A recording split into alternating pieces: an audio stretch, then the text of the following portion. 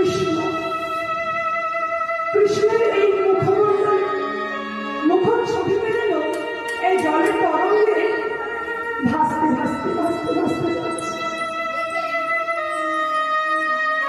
ওমা, রঘুনাথ কেন দেখবে না কৃষ্ণকে জলের মধ্যে? এই রঘুনাথ ছিল মা কৃষ্ণ লীলায় রসমঞ্জুর। রসমঞ্জুরি ছিল কৃষ্ণ লীলায় দাপর যুগে। আর এই জন্মে এসেছে রঘুনাথ হয়ে। সরস্বতী নদীর জলে দেখতে পাচ্ছে কৃষ্ণের মুখমণ্ডল। যেই না কৃষ্ণের মুখমণ্ডল দেখছে রঘুনাথ বলছে, কৃষ্ণ কৃষ্ণ।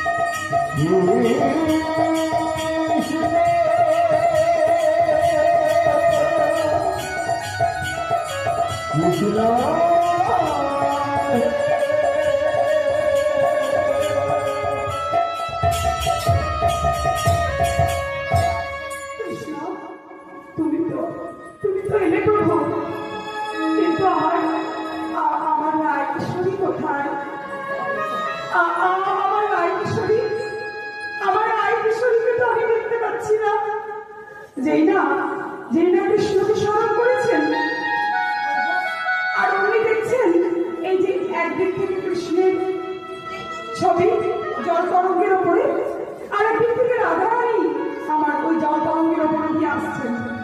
এসে কি করছে, ওই তরঙ্গের ওপরে দিয়ে এসে রাধা আর কৃষ্ণ দুজন মিলিত হয়ে যাচ্ছেন।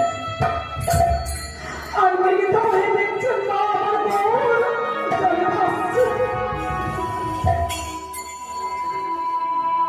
রাধা কৃষ্ণ মিলিত হলো এক হয়ে আমার গৌর হয়ে গেছে। আর গৌর জলে ভাসছে দেখে আমার রঘুনাথ বলছে,